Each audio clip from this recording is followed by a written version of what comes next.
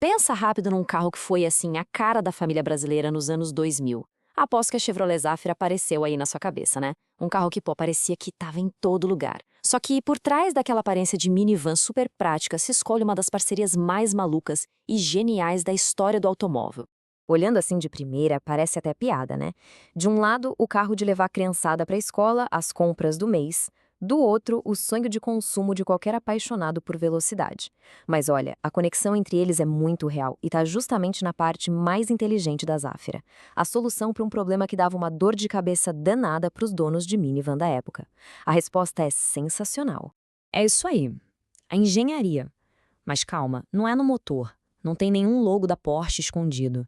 A conexão está na estrutura, na dinâmica e, principalmente, na solução que revolucionou o interior do carro. Para a gente entender como o DNA da Porsche foi parar numa minivan da Chevrolet, a gente precisa voltar um pouquinho no tempo. Então, vamos lá, fim dos anos 90, o mercado de carros estava fervendo e a General Motors tinha um pepino enorme para resolver. Como é que se cria o carro de família perfeito para a virada do milênio? A Renault Scenic tinha chegado com os dois pés na porta lá na Europa, sabe? Ela basicamente inventou um segmento novo e provou que as famílias queriam, sim, carros espaçosos, mas que também fossem gostosos de dirigir, ágeis, como um carro normal. A GM, através da Opel, sacou que não adiantava só fazer mais um carro igual, tinha que ser melhor, tinha que resolver a maior reclamação de quem tinha uma minivan. E era aqui que o bicho pegava. Quem viveu essa época vai lembrar. Ter uma minivan era sinônimo de, uma hora ou outra, virar levantador de peso. Para usar o porta-malas todo, você tinha que literalmente arrancar os bancos traseiros, que eram pesadíssimos, e depois arrumar um lugar para guardar aqueles trambolhos. Praticidade? Zero. A missão da Opel era muito clara: dar um fim nisso. O projeto, que foi batizado de Monocab, tinha umas metas que, na época, pareciam coisas de ficção científica. Dá uma olhada: 7 lugares de verdade em 3 fileiras. A transformação do interior tinha que levar menos de 20 segundos. E a cereja do bolo: um piso de carga retinho, liso, sem precisar tirar um único banco do lugar. E tudo isso usando a plataforma do Opel Astra, que era excelente. A ideia era genial, mas como transformar isso em realidade? E é aqui que a história dá uma virada de cinema. Para tirar essa ideia do papel e criar uma solução mecânica que fosse funcional, durável e elegante, a GM foi bater na porta dos melhores do mundo, os engenheiros da Porsche, lá no lendário Centro de Desenvolvimento de Weizsäcker. E olha, a Porsche Engineering não deu só uns pitacos, não. Eles mergulharam de cabeça no projeto. Foram eles que desenvolveram o chassi, recalibraram toda a suspensão, mexeram nos freios, tudo para garantir que a Zafira, mesmo sendo mais alta e mais pesada, tivesse uma dirigibilidade segura, gostosa, parecida com a de um bom sedã. E claro, a joia da coroa. Foram eles que pegaram o conceito dos bancos e transformaram num mecanismo real, patenteado e simplesmente brilhante. E assim, pessoal, nasceu o sistema Flex7, uma solução que hoje em dia a gente vê em vários carros e marcha normal, mas que na época era algo revolucionário para um carro de produção em massa.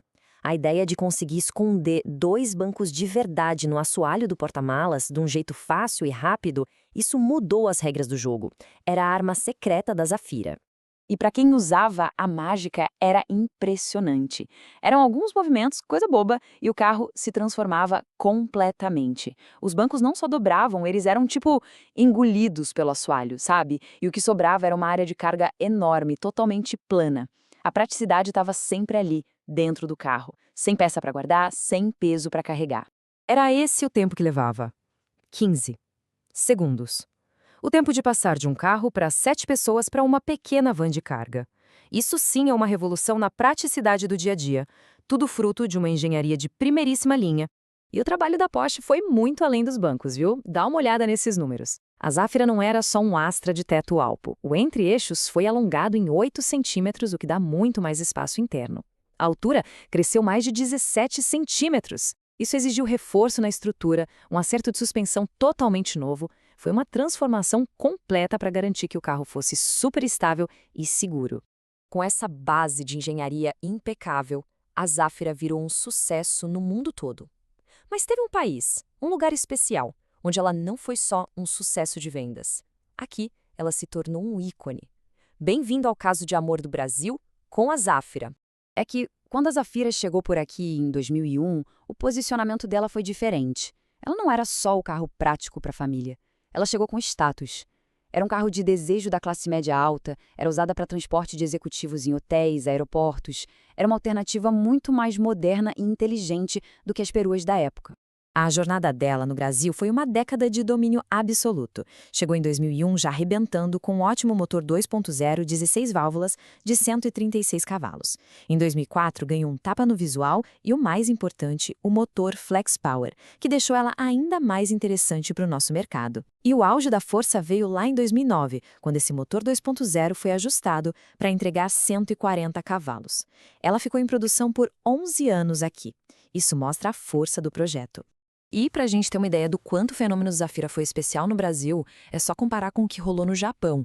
A mesmíssima Zafira foi vendida lá com o nome de Subaru Travick. Resultado, um fracasso retumbante. Enquanto isso, no Brasil, ela reinou absoluta por mais de 10 anos. Isso mostra como o pacote de espaço, conforto, versatilidade e o status que ela ganhou aqui caiu como uma luva para o consumidor brasileiro. Ok, a história é incrível, o legado é inegável. Mas isso tudo leva a gente para a pergunta que realmente importa hoje em dia. E aí, para quem está pensando em comprar uma Zafira usada, ainda vale a pena? É uma compra inteligente ou é só nostalgia? Olha, a real é que os pontos fortes dela continuam muito fortes. A genialidade do sistema FlexSet ainda é útil pra caramba.